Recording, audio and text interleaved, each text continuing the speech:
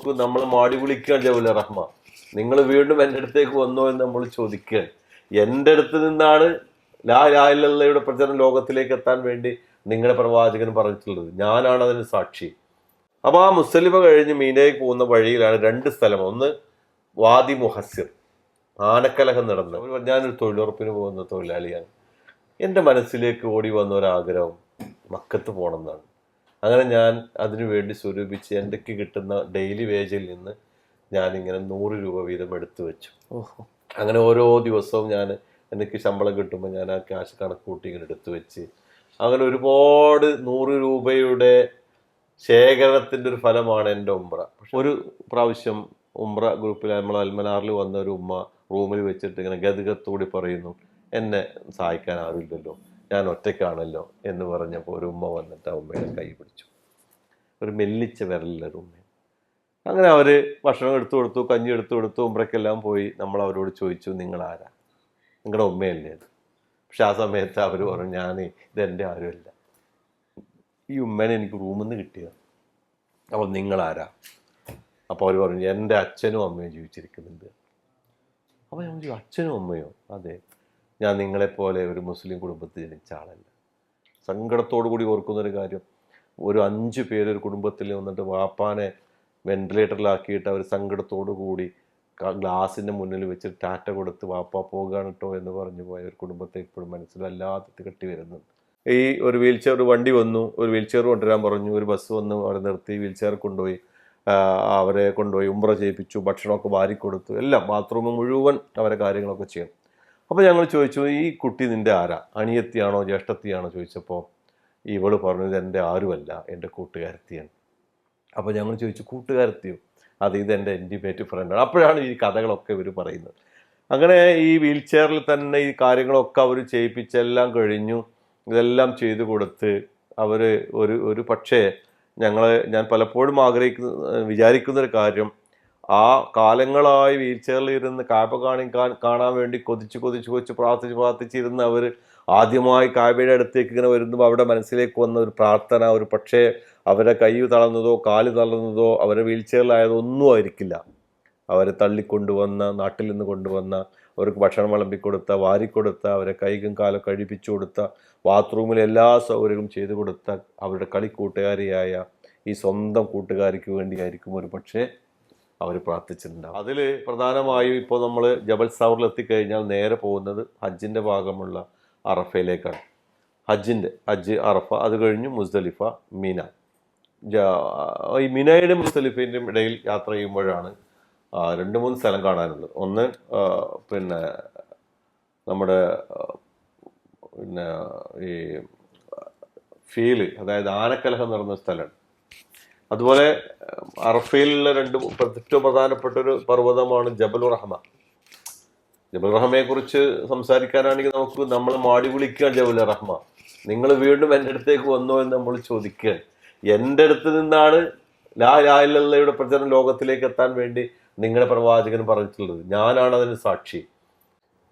എൻ്റെ തൊട്ട് താഴെ നിന്നിട്ടാണ് ഹാജറുള്ള ആളുകൾ ഇത് ഹാജരില്ലാത്തവർ എത്തിക്കണമെന്ന് അവസാനമായിട്ട് പ്രവാചകൻ ഇവിടുന്ന് പ്രഖ്യാപിച്ചതും ദീനിനെ മതമായി തൃപ്തിപ്പെട്ടു തന്നതൊക്കെ ഇവിടെ വെച്ചിട്ടാണ്. ഹജ്ജ് നിങ്ങൾക്ക് പഠിപ്പിച്ചതും ഇവിടെ വെച്ചിട്ടാണ്. ഹജ്ജിൻ്റെ ഏറ്റവും വലിയൊരു അകക്കാമ്പ് നമ്മൾ ആലോചിക്കുമ്പോൾ അതിൽ ഏറ്റവും കൂടുതൽ നമ്മൾ എപ്പോഴും ഓർക്കപ്പെടേണ്ട ഒരു കാര്യം, അള്ളാഹു 7ാം ആകാശത്ത് നിന്ന് 1ാം ആകാശത്തേക്ക് ഇറങ്ങി വരികയാണ്. അത് അറഫ ദുൽഹജ്ജ് 9-ാം തീയതി അസർ മുതൽ മഗ്രിബ് വരെ ഏറ്റവും പെർഫെക്റ്റ് സമയം. ലോഹർ മുതൽ അസർ മഗ്രിബ് വരെയാണ് ഏറ്റവും അതിൻ്റെ സമയം. പക്ഷേ അസർ മുതൽ മഗ്രിബ് വരെ ഒരു സെക്കൻഡ് പോലും നഷ്ടപ്പെടുത്താതെ ആകാശം കണ്ട് പ്രാർത്ഥിക്കണം. കാരുണ്യമുള്ള മലക്കുകളെ കൊണ്ട് അറഫ മൈതാനം മുഴുവൻ നിറച്ചിരിക്കുന്നു. ഒരു വിശ്വാസി എന്താണോ ചോദിക്കുന്നത് അത് ലൈവായിട്ട് പടച്ചോലേക്ക് എത്തിക്കും. അതാണ് ഹജ്ജ്. അത് പ്രവാചകൻ പറഞ്ഞു, ഇതാണ് ഹജ്ജ്, അതുകൊണ്ട് നിങ്ങൾ പ്രാർത്ഥിക്കണം. അല്ല, ഹജ്ജ് അറഫ, ഇതാണ് ഈ അറഫയാണ് ഹജ്ജ്. അപ്പൊ ആ മൈതാനം കാണുമ്പോൾ ശരിക്കും ആ ഒരു ചിന്തയിലേക്ക് മൈതാനം കാണുമ്പോൾ നമുക്ക് ആ മണിക്കൂറുകൾക്ക് മാത്രമാണ് ഇപ്പൊ ഈ സംവിധാനമൊക്കെ ഉണ്ടാക്കിയിട്ടുള്ളത്. തലേദിവസം ആൾക്കാർ അവിടെ കൊണ്ട് കിടത്തൊക്കെ ചെയ്യും. പക്ഷെ നമ്മൾ 1 മുതൽ ഒന്ന് സജീവമാകുക, അസർ മുതൽ എന്തായാലും ടെന്റുകളിൽ നിന്ന് പുറത്തിറങ്ങിയിട്ട് കിബിലക്ക് നേരെ തിരിഞ്ഞ് പ്രാർത്ഥിക്കും. അതിൽ ജബൽ റഹ്മാൻ തന്നെ കയറി ആ മല പാറ കല്ലൊക്കെ അള്ളിപ്പിടിച്ച് കയറിയുള്ള വെയിലെല്ലാം കൊണ്ട് ബോധം കെട്ട് വീണ്ടും ഒരു ആവശ്യമില്ല. ഞാനിവിടെ നിന്നു. അറഫ മൈതാനം മുഴുവൻ നിങ്ങൾക്ക് നിൽക്കാനുമുള്ള സ്ഥലമാണെന്ന് പ്രവാചകൻ കാണിച്ചതാണ്. അറഫയുടെ അതിർത്തി, മഞ്ഞ ബോർഡുള്ള അതിർത്തിൻ്റെ ഉള്ളിൽ എവിടെയും നിൽക്കുക, അതാണ് അറഫ. നമ്മൾ എവിടെയാണോ കൊണ്ടുപോയി അവിടെ തന്നെ നിന്നാൽ മതി. ഈ പ്രവാചകൻ നിന്നിടത്ത് 10-30 ലക്ഷം ആൾക്ക് നിസ്കരിക്കാൻ കഴിയില്ലല്ലോ. അത് 2 കാൽപാതല്ലേ ഉള്ളൂ. പക്ഷെ ആ കാണിച്ചിടത്തൊക്കെ എവിടെ നിന്നാലും അറഫയാണ്. പക്ഷെ ആ ജബലുർ റഹ്മ നമുക്ക് തരുന്ന സന്ദേശം ജബലുർ റഹ്മയാണ്, കാരുണ്യത്തിന്റെ പർവ്വതം. അവിടെയാണ് ആ അവസാനത്തെ ആയത്തിറങ്ങിയതും ഇസ്ലാമിനെ മതമായി ഞാൻ നിങ്ങൾക്ക് തൃപ്തിപ്പെട്ട് തന്നതും. അവിടുന്നാണ് ഈ ഹാജറുള്ള ആളുകൾ ഹാജറില്ലാത്തവരിലേക്ക് സന്ദേശം എത്തിക്കൂ എന്നുള്ള പ്രഖ്യാപനം സഹാബികൾ കേൾക്കുകയും അവര് ലോകത്തിന്റെ നാനാഭാഗങ്ങളിലേക്ക് ഹജ്ജ് കഴിഞ്ഞു. ലോകം ഒട്ടകം കുതിരയൊക്കെ എങ്ങോട്ടാണ് തിരിഞ്ഞു നിൽക്കുന്നത് ആ ഭാഗത്തേക്ക് ഓടിച്ചുപോയി. ചരിത്രം പറയുന്നത് 10,000 ആളുകളുടെ ഖബറുകളെ സൗദി അറേബ്യയിലുള്ളൂ. ബാക്കിയുള്ളവരൊക്കെ ലോകത്തിന്റെ 1 ലക്ഷത്തോളം ആളുകൾ 1.5 ലക്ഷം ആളുകളിൽ ഏകദേശം ഒരു 10,000 ആളുകളെ സൗദി അറേബ്യയിൽ മരിച്ചിട്ടുള്ളൂ. ബാക്കിയുള്ളവരൊക്കെ ലോകത്തിന്റെ വിവിധ ഭാഗങ്ങളിൽ പോയിട്ട് ചെയ്തതാണ്, മരിച്ചതാണ്. അതുകൊണ്ടാണ് ഇസ്ലാം ലോകത്തിലേക്ക് എല്ലാത്തിനും സ്പ്രെഡായി. അങ്ങനെ ഒരു സന്ദേശം പോയ ഒരു മലയാണ് ജബലുർ റഹ്മ നമ്മളോട് പറയുന്ന സന്ദേശം. എൻ്റെ അടുത്ത് നിന്നാണ് നിങ്ങൾ പോയത്, നിങ്ങൾക്ക് ദീൻ കിട്ടിയത് എൻ്റെ അടുത്ത് നിന്നാണ്, നിങ്ങളുടെ പ്രവാചകനാണ് ഇവിടുന്ന് ആളുകളെ നിങ്ങളുടെ ലോകത്തിന്റെ വിവിധ കോണുകളിൽ നിന്ന്. ശരിക്കും അതൊരു ഭയങ്കര ഒരു റീയൂണിയൻ ആണല്ലോ. ലോകത്തിന്റെ പല കോണുകളിലുള്ള മുസ്ലിങ്ങൾ നമ്മൾ അവിടെ വരികയാണ്. നമ്മൾ നേരെ തിരിച്ചങ്ങോട്ട് എത്തുകയാണ്. ഏകദേശം 1400 വർഷങ്ങൾക്ക് മുമ്പ് ആ സന്ദേശം അവിടുന്ന് പോയി തലമുറകൾ കൈമാറി പക്ഷെ എല്ലാ തലമുറകളും അവിടെ വരുന്നുണ്ട്. അവര് തൊട്ട തലമുറ വന്നു, പിന്നെ അടുത്ത തലമുറ വന്നു. ഓരോ നൂറ്റാണ്ടുകളും ഇങ്ങനെ വന്നുകൊണ്ടേയിരിക്കണം, ഓരോ വർഷവും. അവസാനം ഇപ്പം ഞാനും നിങ്ങളുമാണ് പോകുന്നതെങ്കിൽ നമ്മളും ആ വിളിയുടെ ആ സന്ദേശത്തിന്റെ ഒരു സാക്ഷിയാകാൻ വേണ്ടി ആ പർവ്വതം കാണാൻ ചെല്ലുമ്പോൾ ആ പർവ്വതം നിങ്ങളോട് പറയുന്നു, ഞാൻ എൻ്റെ അടുത്ത് നിന്ന് പോയ ആ സന്ദേശത്തിന്റെ അടയാളമായി നിങ്ങൾ വീണ്ടും എന്നെ ഇവിടെ കാണാൻ വേണ്ടി വന്നിരിക്കുക. അതാണ് സത്യത്തിൽ ജബൽ റഹ്മ നൽകുന്ന സന്ദേശം. അത് കഴിഞ്ഞ് നമ്മൾ അവിടെ മസ്ജിദ് നമീറയിൽ ഏകദേശം 3.5 ലക്ഷം ആളുകൾ നിസ്കരിക്കാം. അതിൻ്റെ മിഹ്റാബ് നിന്നെടുത്താണ് പ്രവാചകൻ ഹജ്ജത്തുൽ വിദാഇന്റെ കുറച്ച് കാര്യങ്ങൾ അവിടുത്തെ പറഞ്ഞിട്ടാണ് ളുഹ്റും അസ്റും ഒന്നിച്ച് നിസ്കരിച്ചിട്ടാണ് അവർ നേരെ ജബൽ റഹ്മയുടെ അടുത്തേക്ക് വന്നത്. അങ്ങനെ മഗ്‌രിബ് സൂര്യൻ അസ്തമിച്ചാലാണ് നമുക്ക് അറഫയിൽ നിന്ന് പുറത്തു പോവുക. പിന്നെ നമ്മൾ യാത്ര ചെയ്യുന്നത് മുസ്ദലിഫയിലേക്കാണ്. അവിടെ കിടക്കാം, പ്രാർത്ഥനയൊന്നുമില്ല, വിശാലമായ സ്ഥലം, ആകാശമാണ്, അവിടെ ടെന്റോ കാര്യങ്ങളൊന്നുമില്ല. പക്ഷെ ഇപ്പൊ അറഫയില് ഇഷ്ടംപോലെ സൗകര്യമായിട്ടോ, പഴയ പോലെയല്ല, നല്ല ശീതീകരിച്ച ടെന്റുകളുണ്ട് അറഫയിലുണ്ട്. ഒരു ബെഡും ചെറിയ തലകണിയും. മുസ്ദലിഫയിൽ ഇപ്പോ ടൈലൊക്കെ പാകി വൃത്തി. പക്ഷെ അവിടുത്തെ പള്ളിയുടെ പേരാണ് മഷ്അറുൽ ഹറാം. ഖുറാനിലുള്ള പള്ളി. അവിടെ നമ്മൾ നേരെ പോകുന്നത് പിറ്റേ ദിവസം 10-ആം തീയതിയാണ് ഹജ്ജിൽ ഏറ്റവും കൂടുതൽ കർമ്മങ്ങൾ ചെയ്യേണ്ടത്. 10-ആം തീയതി നമുക്ക് എറിയണം, ജംറയിൽ എറിയണം, അതുപോലെ തന്നെ കാബയിൽ ഇപ്പോൾ തവാഫ് ചെയ്യണം, മുടി എടുക്കണം, ബലി ഇറക്കണം, ഇത്രയും 5 കാര്യങ്ങൾ ചെയ്യാം. മീനയിൽ കിടക്കും വേണം. പക്ഷെ ഇത് അങ്ങോട്ടും ഇങ്ങോട്ടൊക്കെ മാറ്റിമറിച്ച് ചെയ്യാം. നമ്മൾ കഴിഞ്ഞ് മുടിയെടുത്താൽ നമുക്ക് ഭാഗ്യമായി തഹല്ലുൽ. അപ്പൊ ആ മുസ്ദലിഫ കഴിഞ്ഞ് മീനയിൽ പോകുന്ന വഴിയിലാണ് 2 സ്ഥലം. ഒന്ന് വാദി മുഹസ്സിർ, ആനക്കലഹം നടന്ന് സ്ഥലം. പ്രവാചകൻ പറഞ്ഞല്ലോ, ഞാൻ ആമിൽ ഫീൽ ജനിച്ച ആളാണ്. കാരണം ആനക്കലഹം നടന്ന് 3 മാസം കഴിഞ്ഞിട്ടാണ് നബി സല്ലല്ലാഹു അലൈഹി വസല്ലം ജനിക്കുന്നത്. അപ്പോൾ ആമിൽ ഫീലിലാണ് ഞാൻ ജനിച്ചതെന്ന് പറയും. അപ്പോൾ അത് ആ ശത്രുക്കളെ പരാജയപ്പെടുത്തിയ സ്ഥലം അവിടെയാണ്. കഴിഞ്ഞ് കുറച്ചും കൂടി മുന്നോട്ട് പോകുമ്പോൾ ഇടതുവശത്താണ് ഇബ്രാഹിം അലൈഹി സ്വലാം ഇസ്മായിൽ നബിയെ അറുക്കാൻ വേണ്ടി കൊണ്ടുവന്ന് കിടത്തിയ ഒരു സ്ഥലം. അതൊരു അടയാളം അവിടെ ഇപ്പോഴും ഉണ്ട്. അള്ളാഹു ആലം അങ്ങനെ പറയപ്പെടുന്നു. അത് അങ്ങനെ പറയപ്പെടുന്നു. അതൊക്കെ ഒരു വലിയ തത്വമാണ്. മിനായിൽ വെച്ചാണ് സംഭവിച്ചത്. പിന്നെ നമ്മൾ കുറച്ചുകൂടി മുന്നോട്ട് പോകുമ്പോൾ ജംറകൾ കാണാം.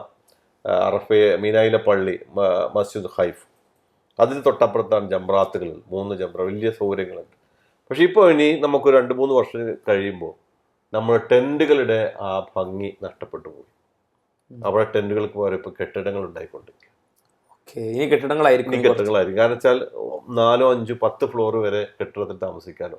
ടെന്റ് ആകുമ്പോൾ ഒരു ലൈനല്ലോ, കൂടുതൽ സൗകര്യമായിരിക്കും. പക്ഷെ പഴയ ഒരു ഹജ്ജിന്റെ ആ ഒരു പിന്നെ നമുക്കുള്ള ആ സൗന്ദര്യം കൂടാൻ.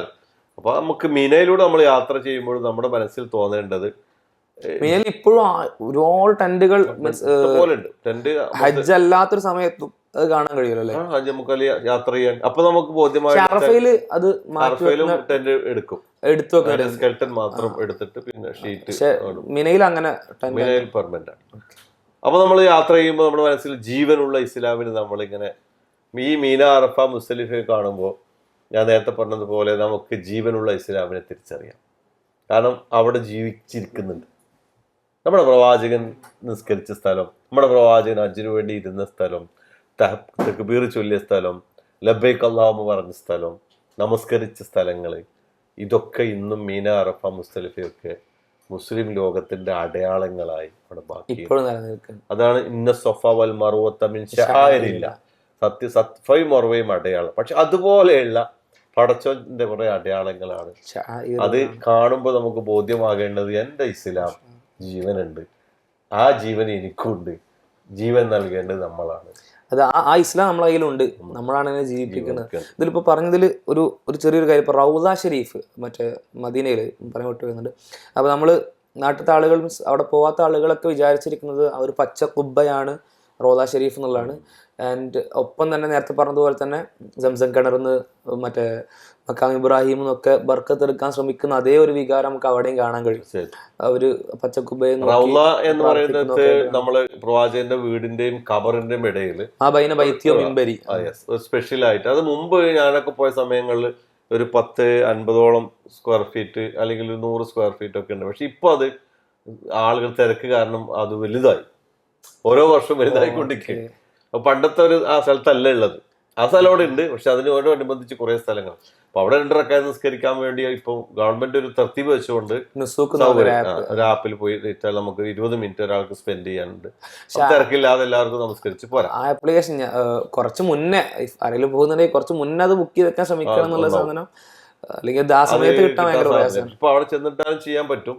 അപ്പൊ അതില് നമ്മളിപ്പോ ഉംറയ്ക്ക് പോകുന്ന അവരുടെ പിൻസരിക്കുന്ന കമ്പനി തന്നെയാണ് അത് ചെയ്യുന്നത്. പിന്നീട് കുറച്ചും കൂടി മുന്നോട്ട് പോകുമ്പോൾ നമ്മൾ സലാം പറയാനുള്ള, അവിടെയാണ് നമ്മുടെ വിശ്വാസം എത്രത്തോളം ഇതുമായിട്ട്. നമ്മളിപ്പോൾ കറകളഞ്ഞ യാതൊരു ഇല്ലാത്തൊരു മനുഷ്യനും അവിടെ നിന്ന് പതറാറുണ്ട്. കാരണം പ്രവാചകന്റെ കവറ് എന്ന് കേൾക്കുമ്പോൾ സ്വാഭാവികമായും എന്റെ അപ്പുറത്തേക്ക് വേറെ ഇല്ലല്ലോ. പക്ഷെ പലരും അവിടെ നിന്ന് ഒന്നിങ്ങോട്ട് തിരിഞ്ഞു നിന്ന് എന്തൊക്കെ ഒന്ന് ചോദിക്കാൻ വേണ്ടി ശ്രമിക്കാറുണ്ട്. പക്ഷെ സത്യത്തിൽ അവിടെ അത് സമ്മതിക്കാറില്ല. എന്നാലും കണ്ണു വെട്ടിച്ചിട്ടൊക്കെ ആൾക്കാർ അതൊക്കെ, അല്ലെങ്കിൽ പുറത്തിറങ്ങിയിട്ട് പിന്നെ ഇങ്ങോട്ട് കഴിഞ്ഞ് പ്രാർത്ഥിക്കും. ഇതൊക്കെ അവർ പഠിച്ച ജീവിതത്തിൽ അവർ ഇതൊക്കെ ശരിയെന്ന് പഠിച്ച, അല്ലെങ്കിൽ അവരെ ആരൊക്കെയോ പഠിപ്പിച്ച് തെറ്റിദ്ധരിപ്പിച്ച് വെച്ച കുറെ കാര്യത്തെ ഉപേക്ഷിക്കും. അപ്പൊ അതുകൊണ്ട് തന്നെ ഹജ്ജും ഉംറയും ഒരു മനുഷ്യന്റെ ജീവിതത്തിലെ ഏറ്റവും പ്രധാനപ്പെട്ട ഒരു ഇബാദത്താണ്. പക്ഷെ ആ ഇബാദത്തിനൊക്കെ നമുക്ക് നേടേണ്ട എന്താണ്? അതാണ് ഹജ്ജിന്റെ ആത്മാവ്, ഉംറയുടെ ആത്മാവ്. അതാണ് അത് നഷ്ടപ്പെടാതെ സൂക്ഷിക്കുക എന്നുള്ളത്. അത് അവിടുത്തെ എല്ലാ ചരിത്രങ്ങളും, എല്ലാ ചരിത്ര ശകലങ്ങളും, അവിടുത്തെ പ്രകൃതിയും, അവിടുത്തെ വായുവും, അവിടുത്തെ മലകളും പർവ്വതങ്ങളും, അവിടുത്തെ എല്ലാ അന്തരീക്ഷം വരെയും നമ്മളോട് പറയുന്നു, ഞങ്ങളൊക്കെ നിങ്ങളുടെ ലാ ഇലാഹ ഇല്ലല്ലാഹയുടെ സാക്ഷികളാണ്, ഞങ്ങളത് കേട്ടിട്ടുണ്ട്, നിങ്ങളുടെ മുൻഗാമികളുടെ ഓരോ ദീനരോധനങ്ങൾ ഞങ്ങൾ സാക്ഷിയാണ്. അതുകൊണ്ട് നിങ്ങൾ ആ ലാ ഇലാഹ ഇല്ലല്ലാഹ് ഇപ്പോഴും അന്തരീക്ഷത്തിൽ ഇങ്ങനെ മുഴങ്ങി നിൽക്കുന്നു, നിങ്ങളത് അക്സെപ്റ്റ് ചെയ്യണം. അത് തനതായ രൂപത്തിൽ, കറകളഞ്ഞ രൂപത്തിൽ, അതിലൊരു വള്ളിയും പുള്ളിയും വ്യത്യാസമില്ലാതെ, ഒരു കരിമ്പൻ കുത്തുപോലും മനസ്സിൻ്റെ ഏതെങ്കിലും ഒരു കോണിൽ ഒരു വികല വിശ്വാസമില്ലാതെ 916 നമ്മൾ പറയാറില്ലേ, അതുപോലെ തിങ്ങി വിളങ്ങി നിൽക്കുന്ന ലാ ഇലാഹ ഇല്ലല്ലാഹ് നമുക്ക് മക്കയിൽ ചെല്ലുമ്പോൾ കാണാൻ കഴിയും. അതിനാണ് പ്രാധാന്യം നൽകേണ്ടത്. അത് ബോധ്യപ്പെടുമ്പോഴാണ് ഹജ്ജും ഉംറയും എനിക്ക് സ്വാർത്ഥമായി ഞാനത് ആസ്വദിച്ചു. ഇനി ആ ബോധ്യമാണ് ഹജ്ജ് ഉംറ കഴിഞ്ഞു വരുന്ന ഒരാൾക്ക് മരണം വരെയും അയാൾ ഇനി ജീവിക്കേണ്ടത് ഈ ബോധ്യത്തിലാണ്. അയാളുടെ സ്വർഗം അവിടെയാണ് തീരുമാനിക്കുക. ഈ ലാ ഇലാഹ ഇല്ലല്ലാഹ് ഒരു പ്രത്യേകത പറഞ്ഞ് അവസാനിപ്പിക്കാം. നമുക്കിപ്പോൾ ഒരുപാട് കിങ്കരന്മാരെ പരിചയമുണ്ട്. ഫിർഔൻ, ഖാറൂൻ, അതുപോലെ തന്നെ ഇപ്പോൾ നടന്നുകൊണ്ടിരിക്കുന്ന നമ്മുടെ പലസ്തീൻ, ഇസ്രയേൽ, നെതന്യാഹു, അങ്ങനെയുള്ള ഒരുപാട് കിങ്കരന്മാരുള്ള ഒരു ലോകത്താണ് നമ്മൾ താമസിക്കുന്നത്. ഇന്ത്യയിൽ തന്നെ അതുപോലെ തന്നെയുണ്ട്. മുസ്ലിം ന്യൂനപക്ഷങ്ങൾ പീഡിക്കപ്പെടുന്നു, പ്രതിസന്ധിയിലാകുന്നു. പക്ഷെ ഇവിടെയൊക്കെ മുസ്ലിങ്ങളെ സംബന്ധിച്ചിടത്തോളം നമ്മൾ ഒരുപാട് പരീക്ഷണം നേരിട്ടുകൊണ്ടിരിക്കുകയാണെങ്കിലും ലാ ഇലാഹ ഇല്ലല്ലാഹയുടെ കാര്യത്തിൽ നമ്മൾ ഭാഗ്യവാന്മാരാണ്. കാരണം ഇവരൊക്കെ ലോകം ഭരിച്ച വലിയ വലിയ നേതാക്കന്മാരാണെങ്കിലും ഇവരൊന്നും മരിക്കുന്ന സമയത്ത് ഈ ലാ ഇലാഹ ഇല്ലല്ലാഹ് പറയാൻ ആഗ്രഹിച്ചെങ്കിലും പറയാൻ കഴിയാതെ മരിച്ചുപോയ ആൾക്കാരാണ്. ഫിറഔനടക്കം. പക്ഷെ നമുക്ക് ഈ പീഡനമേറ്റ അയാൾക്ക് കയ്യില്ല, കാലില്ല, ശരീരമില്ല, മനസ്സിൽ ഒന്നുമില്ല. പക്ഷെ അയാൾക്ക് ഒരു നാവ് ഉണ്ടെങ്കിൽ, ചലിക്കുന്ന ഒരു നാവ് ഉണ്ടെങ്കിൽ, ആ നാവ് കൊണ്ട് ലാ ഇലാഹ ഇല്ലല്ലാഹ് പറയാം, അയാൾക്ക് സ്വർഗ്ഗം കിട്ടും. അതിന് ചുണ്ടും കൂടി വേണ്ട. ലാ ഇലാഹ ഇല്ലല്ലാഹ് പറയാൻ ചുണ്ട് വേണ്ടല്ലോ, അല്ലേ? ആ നാവ് മാത്രം മതി.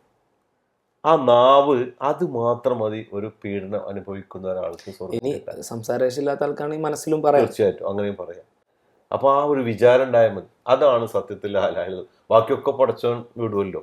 പക്ഷെ ഇതില് ഒരല്പം ഗൗരവം കാണിക്കണം. ഇതില് പിന്നെ വേറൊന്ന് അവസാനിപ്പിക്കാൻ നമുക്ക് ഒന്ന് രണ്ട് ചോദ്യങ്ങളൂടെ. ഒന്ന് വെച്ചാൽ വൈകാരികമായ, ഇപ്പോൾ ഒരുപാട് ആളുകളുടെ ഉംറയും ഹജ്ജും കണ്ടിട്ടുണ്ടെന്ന് പറഞ്ഞല്ലോ. അപ്പം അതിൽ വൈകാരികമായി എനിക്ക് അനുഭവപ്പെട്ട, മറ്റുള്ളവർ അറിയണമെന്ന് തോന്നിയ ആളുകളുടെ ചരിത്രമോ കഥയോ? അതിപ്പോൾ എനിക്ക് നേരിട്ട് അനുഭവിച്ച വെച്ചാൽ, ചില ആളുകളുടെ വലിയ പ്രതീക്ഷയിൽ ആളുകൾ വരാറുണ്ട്. ചില ആളുകൾ ഇങ്ങനെ നമ്മൾ പങ്കുവെക്കുമ്പോൾ അവരുടെ ജീവിതത്തിലെ വലിയൊരു അഭിലാഷമായി, ആഗ്രഹമായി ഒരു ഉംറ ചെയ്യുക, അല്ലെങ്കിൽ മക്കത്ത് വരിക എന്ന ജീവിതത്തിൽ. അതിൽ എനിക്ക് ഇവിടുന്ന് പൊളിക്കലുള്ള ഒരു ഉമ്മ പങ്കുവെച്ചൊരു, ഇപ്പോഴും ഞാൻ ആളുകൾ പറയുന്നതും മറക്കാൻ കഴിയാത്തൊരു അനുഭവം. അവരുടെ ജീവിതത്തിലെ അവരുടെ ഞാൻ നേരത്തെ പറഞ്ഞില്ലേ, അവരുടെ ആ ഒരു ക്ലിക്ക് ഉണ്ടായി. പക്ഷെ അതിന് അവർക്ക് ഒരിക്കലും എത്താൻ കഴിയുമെന്ന ആഗ്രഹം അവർക്കില്ല. എന്നാലും അവർ പ്രതീക്ഷിച്ചു. അവർ ഞാനൊരു തൊഴിലുറപ്പിന് പോകുന്ന തൊഴിലാളിയാണ്, എൻ്റെ മനസ്സിലേക്ക് ഓടി വന്ന ഒരാഗ്രഹം മക്കത്ത് പോകണം എന്നാണ്. അങ്ങനെ ഞാൻ അതിനു വേണ്ടി സ്വരൂപിച്ച് എൻ്റെ കിട്ടുന്ന ഡെയിലി വേജിൽ നിന്ന് ഞാനിങ്ങനെ 100 രൂപ വീതം എടുത്തു വെച്ചു. അങ്ങനെ ഓരോ ദിവസവും എനിക്ക് ശമ്പളം കിട്ടുമ്പോൾ ഞാൻ ആ ക്യാഷ് കണക്ക് കൂട്ടി ഇങ്ങനെ എടുത്തു വെച്ച്, അങ്ങനെ ഒരുപാട് 100 രൂപയുടെ ശേഖരണത്തിൻ്റെ ഒരു ഫലമാണ് എൻ്റെ ഉംറ. പക്ഷെ അവർ പറഞ്ഞു, ഞാൻ പൊട്ടിച്ചു നോക്കി, ആ പാത്രം ഞാൻ പൊട്ടിച്ചപ്പോൾ എനിക്ക് പൈസ തരുന്നില്ല. അപ്പം എനിക്ക് എൻ്റെ മനസ്സിൽ നിന്ന് ആഗ്രഹം വീണ്ടും വീണ്ടും ഇങ്ങനെ വർദ്ധിച്ചു വന്നപ്പോൾ ഞാൻ കുറച്ച് ആടുകളെ വളർത്തിയിരുന്നു. അങ്ങനെ ഞാൻ ആടുകളെ വിറ്റു. അവസാനം ആട് വിറ്റപ്പോൾ എനിക്ക് പൈസ കുറച്ച് കുറവ് വന്നപ്പോൾ ഞാൻ ആട്ടുംകൂടും വിറ്റു. പിന്നെ എനിക്ക് നിങ്ങളുടെ ഗ്രൂപ്പിൽ കൊണ്ട് അടക്കാനുള്ള പൈസയാണ്, പക്ഷെ എനിക്ക് എൻ്റെ മക്കൾക്ക് എന്തെങ്കിലും വാങ്ങണ്ടേ, കുറച്ച് കാരക്കയും കുറച്ച് മുട്ടായി എൻ്റെ പേരക്കുട്ടികൾക്ക് വാങ്ങണം. എൻ്റെ കയ്യിൽ അതിന് പൈസ ഉണ്ടായില്ല. അപ്പം ഞാൻ എൻ്റെ കോഴികളെയും വിറ്റിട്ടാണ്, കോഴിക്കോട് വരെ വിറ്റിട്ടാണ് ഞാൻ നിങ്ങളുടെ കൂടെ. പക്ഷെ അവരുടെ ഒരു വികാരം നമ്മൾ ആലോചിച്ചു. സത്യത്തിൽ അങ്ങനെ ഇടങ്ങാറായി ഉംറ ചെയ്യേണ്ട ആവശ്യമില്ല. എന്നാലും ആ ഉമ്മയുടെ മനസ്സിലുള്ള ഒരു ആഗ്രഹത്തിൻ്റെ തേട്ടം, അവർ വന്ന് ആ കായബ കാണുമ്പോൾ അവരുടെ വികാരം എന്തായിരിക്കും. പക്ഷെ ഒരു കാര്യം കൂടി പറഞ്ഞു, ഞാൻ ഇട്ട ഓരോ 100 രൂപയ്ക്കും ഒരു പ്രാർത്ഥനയുണ്ട്. അങ്ങനെ ഒരു 1000 രൂപയുടെ പ്രാർത്ഥന എൻ്റെ മനസ്സിലുണ്ട്. ഒരു 100 രൂപ ഇടുമ്പോൾ ഞാനൊരു പ്രാർത്ഥന നീർത്തു. അങ്ങനെ ആ പ്രാർത്ഥനകൾ മുഴുവൻ സമർപ്പിക്കാൻ അവർ വിമാനം കയറി ജിദ്ദയിൽ ഇറങ്ങി മക്കയിലേക്ക് വന്ന് അവരെ നിറകണ്ണുകളോടുകൂടി കായബ, അവരുടെ മനസ്സിൽ ഉണ്ടായ ഒരു വികാരം നമുക്ക് സങ്കല്പിച്ചത്. സുബ്ഹാനല്ലാഹ്. മറ്റൊരു സ്ത്രീയെക്കുറിച്ച് എനിക്ക് പറയാതിരിക്കാൻ കഴിയില്ല. സൗഹൃദത്തിനൊക്കെ ഏറ്റവും കൂടുതൽ പ്രാധാന്യം നമ്മളവിടെ കൽപ്പിക്കാറ്. പല ടീം വരുമ്പോഴും ബുദ്ധിമുട്ടുള്ളവർ, കഷ്ടപ്പെടുന്നവരെയൊക്കെ സഹായിക്കുക എന്നുള്ളതൊക്കെ, പ്രത്യേകിച്ച് മക്കയിലാവുമ്പോൾ. മക്കയിൽ വെച്ച് ഇബാദത്ത് ഇതിന് മാത്രമല്ല കേട്ടോ കൂലി ഉണ്ടാവുക. ഒരാൾ ചിരിച്ചാൽ കിട്ടും 1 ലക്ഷം കൂലി. ഒന്ന് സലാം പറഞ്ഞാൽ കിട്ടും. ഒരാളെ കൈ പിടിച്ചാൽ കിട്ടും. അവിടെ നന്മ വിചാരിച്ചാൽ മതി, അതിനൊക്കെ അവിടെ കൂലിയാണ്. പക്ഷെ അവിടെയൊക്കെ നമ്മൾ സൂക്ഷിക്കേണ്ടത് എന്താ വെച്ചാൽ, നമ്മുടെ ഈ ലാ ഇലാഹ ഇല്ലല്ലാഹ് തെറ്റിപ്പോകാൻ പാടില്ല. അത് മരത്തെ മുത്താനും കവർ മുത്താനും മലയെ കയറാനും കല്ലും മണ്ണും വാരിക്കൊണ്ടാകാനും വേറെ ഒരുപാട് പരിപാടികൾക്ക് ഉപയോഗിച്ച് കഴിഞ്ഞാൽ അവൻ്റെ ഇബാദത്ത് നഷ്ടപ്പെട്ടു പോകും. പക്ഷെ ഇവിടെ ഈ സൗഹൃദത്തിനും സൗഹാർദ്ദത്തിനും ഒരിക്കലും കാണാൻ കഴിയാത്ത മനുഷ്യന്മാർ, പല കടലുള്ള ആൾക്കാർ, പല ഭാഷ സംസാരിക്കുന്നവർ, എല്ലാവരും ഒന്നാവുകയാണ്. എല്ലാവർക്കും ഒരേ ശബ്ദം, ഒരേ സ്വരം, ഒരേ ഇമാമിൻ്റെ കീഴിൽ കറുത്തവനും വെളുത്തവനും കുറിയവനും നീണ്ടവനും ഒക്കെ ഒരു സ്ഥലത്ത്. അതോ സ്വന്തം ഏറ്റവും വലിയ മുതലാളിയാണ് ബാക്കിൽ നിൽക്കുന്നത്, അവൻ സുജൂദ് ചെയ്യുന്നത് ചിലപ്പോൾ അവൻ്റെ ഡ്രൈവറെ മുമ്പിൽ നമ്മളെ കലാം പറഞ്ഞ പോലെ ആ ഒരു സൗഹാർദ്ദത്തിൻ്റെ ഐക്യത്തിൻ്റെ ഒരു സ്വരൂപം നമുക്കവിടെ കാണാം. ഇപ്പോൾ അറിയാതെ ഒരാളെ കാലിൽ തട്ടിപ്പോയി ഒന്നും വിളിച്ച് ക്ഷമ ചോദിച്ച് മാപ്പ് ചോദിച്ച്, ഇനി നമ്മൾ മാപ്പ് കൊടുത്തില്ലെങ്കിൽ ഒരു വിഷമാണ്. ഒരു കാരക്ക ചുളയുണ്ടെങ്കിൽ അത് 4-5 കീറായിട്ട് ഓരോരുത്തരെ ഭക്ഷിപ്പിക്കുന്ന നമുക്ക് ഒരു വെള്ളം എടുത്ത് കൊടുക്കുക. ഇതിലൊക്കെ അവിടെ പുണ്യമുണ്ട്. എല്ലാത്തിലും അതിനൊക്കെ അതിൻ്റെ നീയത്തിന് പുണ്യം കിട്ടും. അപ്പോൾ ഈ സ്ഥലത്ത് എത്തിക്കഴിയുമ്പോൾ നമുക്ക് ഒരാളിപ്പോൾ ഒരു സുഖമില്ലാത്ത ഒരാൾ വന്നു. അപ്പോൾ ഒരു പ്രാവശ്യം ഉംറ ഗ്രൂപ്പിൽ നമ്മൾ അൽമനാറിൽ വന്ന ഒരു ഉമ്മ റൂമിൽ വെച്ചിട്ട് ഇങ്ങനെ ഗദ്ഗത്തോടി പറയുന്നു, എന്നെ സഹായിക്കാൻ ആരുമില്ലല്ലോ, ഞാൻ ഒറ്റയ്ക്കാണല്ലോ എന്ന് പറഞ്ഞപ്പോൾ ഒരു ഉമ്മ വന്നിട്ട് ആ ഉമ്മയുടെ കൈ പിടിച്ചു. ഒരു മെല്ലിച്ച വിരലിലൊരു ഉമ്മ. അങ്ങനെ അവർ ഭക്ഷണം എടുത്തു കൊടുത്തു, കഞ്ഞി എടുത്തു കൊടുത്തു, ഉംറയ്ക്കെല്ലാം പോയി. നമ്മൾ അവരോട് ചോദിച്ചു, നിങ്ങളാരാ, നിങ്ങളുടെ ഉമ്മയല്ലേ അത്? പക്ഷെ ആ സമയത്ത് അവർ പറഞ്ഞു, ഞാൻ ഇതെൻ്റെ ആരുമല്ല, ഈ ഉമ്മേനെ എനിക്ക് റൂമിൽ നിന്ന് കിട്ടിയത്. അപ്പോൾ നിങ്ങളാരാ? അപ്പോൾ അവർ പറഞ്ഞു, എൻ്റെ അച്ഛനും അമ്മയും ജീവിച്ചിരിക്കുന്നുണ്ട്. അപ്പോൾ ഞാൻ ചോദിച്ചു, അച്ഛനും അമ്മയോ? അതെ, ഞാൻ നിങ്ങളെപ്പോലെ ഒരു മുസ്ലിം കുടുംബത്തിൽ ജനിച്ച ആളല്ല. പക്ഷെ എനിക്ക് എൻ്റെ ദാരിദ്ര്യം കാരണം എന്നെ 4ാം ക്ലാസ്സിൽ എൻ്റെ പഠനം നിർത്തിയിട്ട് എൻ്റെ മാതാപിതാക്കൾ ഒരു മുസ്ലിം വീട്ടിൽ ജോലിക്ക് കൊണ്ടേയാക്കി. ഞാൻ ആ മുസ്ലിം വീട്ടിലാണ് വളർന്നത്. എൻ്റെ ശമ്പളം കൊണ്ടും അവിടുന്ന് കിട്ടുന്ന ഭക്ഷണം കൊണ്ടാണ് ഞാൻ എൻ്റെ അനിയത്തിമാരെ തീറ്റിപ്പോറ്റി വളർത്തിയത്. അവരൊക്കെ വളർന്നു വലുതായി, അവരൊക്കെ കെട്ടിച്ചു വിട്ടു, എൻ്റെ ആങ്ങളമാരും പഠിച്ചു, കല്യാണം കഴിച്ചു. പക്ഷെ ഞാൻ ഇപ്പോഴും ഒറ്റയ്ക്ക് നിൽക്കുന്നു. എനിക്ക് എൻ്റെ വീടിൻ്റെ പ്രാരാബ്ദം താങ്ങുന്നതിനിടയിൽ എൻ്റെ കല്യാണവും എൻ്റെ സമയമൊക്കെ നഷ്ടപ്പെട്ടു പോയി. പക്ഷേ എനിക്ക് എൻ്റെ വീട്ടുകാരുടെ സ്വഭാവവും സ്നേഹവും അവരെന്നോട് കാണിച്ച പെരുമാറ്റവും എന്നെ വല്ലാതെ ആകർഷിച്ചു. അവർ വിശ്വസിക്കുന്ന ഒരു പ്രത്യയശാസ്ത്രം ഇസ്ലാമാണെന്ന് എനിക്ക് മനസ്സിലായി. എനിക്കും എൻ്റെ മനസ്സിൽ ആഗ്രഹമുണ്ടായി ഇസ്ലാമാകാൻ വേണ്ടി. ഞാൻ എൻ്റെ വീട്ടുകാരോട് പറഞ്ഞു, അവരെന്നെ കൊണ്ട് പൊന്നാനി കൊണ്ടാക്കി, ഞാൻ മുസ്ലിമായി. പിന്നെയാണ് ഞാൻ വായിച്ചു പഠിച്ചു വരുമ്പോൾ കഅബയെക്കുറിച്ച് കേൾക്കുന്നു. ആ ചിത്രം എൻ്റെ മനസ്സിലേക്ക് വല്ലാതെ ഒരു ചിത്രമായി മാറി.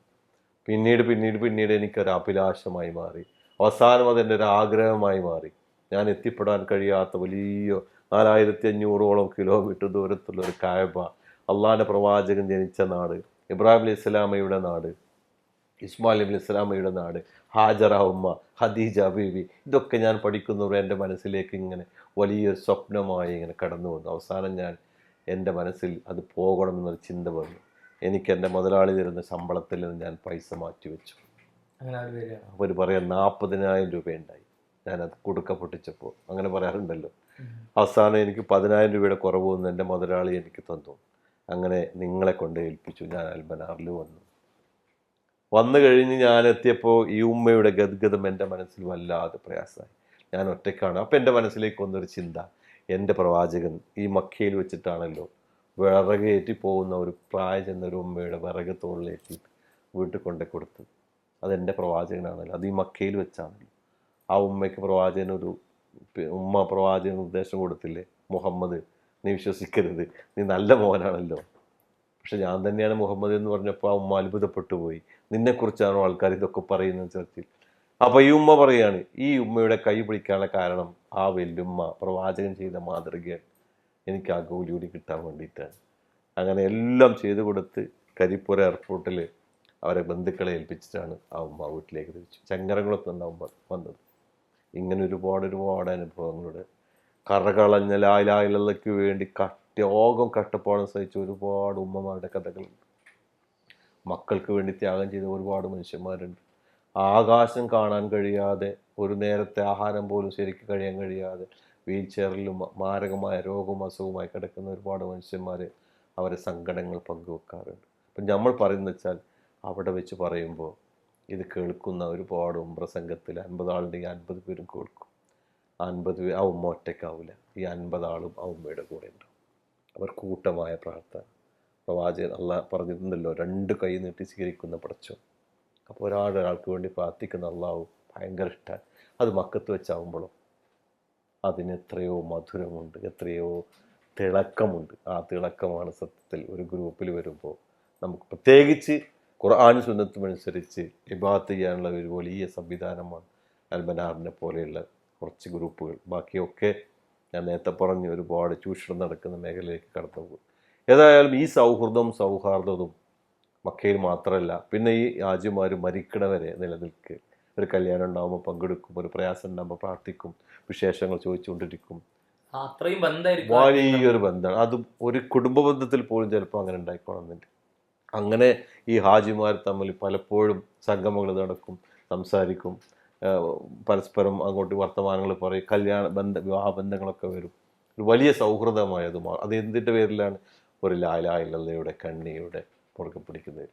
അപ്പോൾ ഇത്രയും കാല ജീവിതത്തിൻ്റെ ഇടയിൽ നമുക്ക് അനുഭവപ്പെട്ട ഒരുപാട് സന്തോഷങ്ങളുണ്ട്, സങ്കടങ്ങളുണ്ട്. മരണങ്ങൾ സംഭവിച്ചിട്ടുണ്ട്, രോഗം സംഭവിച്ചിട്ടുണ്ട്, ആശുപത്രി അഡ്മിറ്റ് ആയവരുണ്ട്, 40 ദിവസം വെന്റിലേറ്ററിൽ കിടന്ന ഹാജിമാർ വരെയുണ്ട്. സങ്കടത്തോടു കൂടി ഓർക്കുന്നൊരു കാര്യം, ഒരു 5 പേര് ഒരു കുടുംബത്തിൽ വന്നിട്ട് വാപ്പാനെ വെന്റിലേറ്ററിലാക്കിയിട്ട് അവർ സങ്കടത്തോടു കൂടി ഗ്ലാസിൻ്റെ മുന്നിൽ വെച്ച് ടാറ്റ കൊടുത്ത് വാപ്പ പോകുകയാണ് കേട്ടോ എന്ന് പറഞ്ഞു പോയ ഒരു കുടുംബത്തെ ഇപ്പോഴും മനസ്സിലല്ലാതെ കെട്ടി വരുന്നുണ്ട്.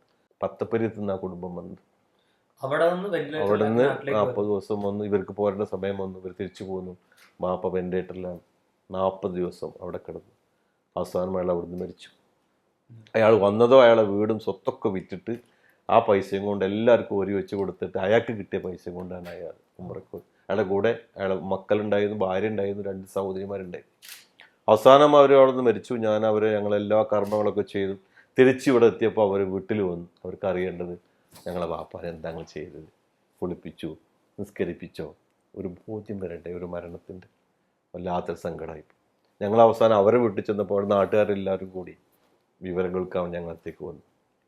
അതുപോലെ തന്നെ പെട്ടെന്ന് മരിച്ച ആളുകൾ, പിന്നെ ഒരുപാട് ആളുകൾ സന്തോഷം. കഴിഞ്ഞ പ്രാവശ്യം ഒരു കുഞ്ഞിനെയും കൊണ്ടൊരാൾ വന്നു. അപ്പം എന്നോട് പറഞ്ഞു, ഞാൻ 2 വർഷം മുമ്പ് ഇവിടെ വന്നിരുന്നു, ഓർക്കുന്നുണ്ട്. അന്ന് ഞങ്ങൾ കുഞ്ഞുങ്ങളുണ്ടായില്ല. ഞങ്ങൾ പടച്ചോനെ പ്രാർത്ഥിച്ചു ഈ കാബയിൽ വെച്ചിട്ട്. അൽഹംദുലില്ലാഹ് ഞങ്ങൾക്കൊരു കുഞ്ഞ് ജനിച്ചു. ഞങ്ങൾ 2 പേരും കൂടി നിയത്ത് വെച്ചു, ഇതിനൊരു ശുക്ർ പറയാൻ മക്കത്തേക്ക് തന്നെ പോകണം, ഈ കുഞ്ഞിനെ ഒന്ന് കാണിച്ചു കൊടുക്കണം, ഇവിടുന്ന് പടച്ചോനെ കാണിച്ചു കൊടുക്കണം. അങ്ങനെയാണ് ഞങ്ങൾ വന്നത്. അങ്ങനെ ഒരുപാട് സന്തോഷത്തിൻ്റെയും ഒരുപാട് സങ്കടങ്ങളുടെയും പരിഹാരങ്ങളായി മക്കയും ഇപ്പോഴും നിലനിൽക്കും. ജീവിതത്തിൽ ഒരിക്കലെങ്കിലും പോകണം, പോയി ജീവനുള്ള ഇസ്ലാമിനെ തിരിച്ചറിയണം, ജീവനുള്ള ഇസ്ലാമിൻ്റെ അടുത്ത് കൂടെ ജീവിക്കണം. ആ ബോധ്യം, ആ ലാ ഇലാഹ ഇല്ലല്ലാഹയുടെ തനിമയും തെളിമയും പൊലിമയും അതിൻ്റെ ഗൗരവവും ബോധ്യപ്പെട്ട് തിരിച്ചു വന്ന് മരണം വരെയും മക്കത്ത് നിന്ന് കിട്ടിയ ലാ ഇലാഹ ഇല്ലല്ലാഹയുടെ തത്വം, ആത്മാവ്, അത് ജീവിതത്തിൽ പകർത്തി മരണം വരെ ജീവിച്ചാൽ ഒരു പക്ഷേ നമ്മളെ കാത്തിരിക്കുന്ന അള്ളാഹുവിൻ്റെ സ്വർഗമായിരിക്കും. മറ്റൊരു കാര്യം പറയാനുള്ളത്, നമ്മുടെ ഒരാൾ ഇനിയൊരു അനുഭവം എന്നുള്ള നിലക്ക് നമുക്കൊരു സൗഹൃദം എന്ന് പറയുന്നത് ഒരാളെ ഒരു 2 പെൺകുട്ടികളുടെ സൗഹൃദം വളർന്ന് വലുതായി. അത് മക്കയിൽ വെച്ച് അവർ പ്രകടിപ്പിച്ചൊരു ഉദാഹരണമാണ്. ഇപ്പോൾ 2 കുട്ടികൾ കൂടെ പഠിച്ചിരുന്നു. അവർ 2 കളിക്കൂട്ടുകാരായിരുന്നു. പരസ്പരം അങ്ങോട്ടും ഇങ്ങോട്ടൊക്കെ അവർ പിച്ചിയും മാന്തിയും നുള്ളിയും ഒക്കെ ഒരു 7ാം ക്ലാസ് വരെ ഒരേ ബെഞ്ചിലിരുന്ന് പഠിക്കുക. അവസാനം അവർ 7ാം ക്ലാസ്സിൽ എത്തിയപ്പോൾ ഒരു കുട്ടിക്ക് ചെറിയ പ്രയാസം വന്നു, കാല് മെല്ലെ തളരാൻ തോന്നുന്നു, സംസാരിക്കാൻ കഴിയാത്ത അവസ്ഥ വന്നു, പല പ്രതിസന്ധികൾ അവരിലേക്ക് കടന്നു വന്നു. ആ കുട്ടിക്ക് അവസാനം പഠിത്തം നിർത്തേണ്ടി വന്നു.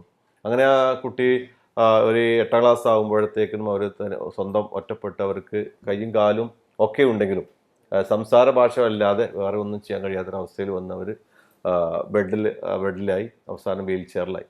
അങ്ങനെ ഈ മറ്റേ പെൺകുട്ടി വളർന്നു, അവർ 10ാം ക്ലാസ് എത്തി, വരെ കല്യാണം എല്ലാം കഴിഞ്ഞ് അവരെ എന്ത് ചെയ്തു, അവർ കല്യാണം കഴിച്ച് വിട്ട് ഈ പെൺകുട്ടിയുടെ സൗഹൃദം ഒരിക്കലും നഷ്ടപ്പെടാതെ അവർ വിരുന്ന് വരുമ്പോഴും ഈ കുട്ടിയുടെ അടുത്ത് വരും, സംസാരിക്കും, ആ കുട്ടിയുമായി വളരെ സന്തോഷത്തോടു കൂടി കാര്യങ്ങളൊക്കെ പങ്കുവെക്കും. അങ്ങനെ ഒരുപാട് കാലം അവർ കുടു കളിച്ചതും കൊത്തക്കല്ല് കളിച്ചതും നുള്ളിയും പിച്ചിയും ഒക്കെ ഇരുന്നതും ബെഞ്ചിലിരുന്നതും അധ്യാപകരെക്കുറിച്ചും കൂട്ടുകാരെക്കുറിച്ചും ഒക്കെ വാദോരാതെ സംസാരിച്ചു കൊണ്ടിരുന്നു. അവസാനം ഈ സംസാരത്തിനിടയിൽ ഈ വീൽ ചെയറിൽ പെൺകുട്ടി ഒരു കാര്യം ഇങ്ങനെ ഒരു സ്വപ്നം എന്നുള്ള നിലക്ക് പങ്കുവെച്ചു. എനിക്കൊന്ന് മക്കയിൽ പോകണം, വിശുദ്ധ കാബാലയം കാണണം, അവിടെ പോയി നമസ്കരിക്കണം, ഏതെങ്കിലും രൂപത്തിൽ അവിടെ എത്താനുള്ള ഒരു സാഹചര്യം ഉണ്ടാക്കുമോ എന്ന് എനിക്കറിയില്ല, ഞാൻ പ്രാർത്ഥിക്കുന്നു.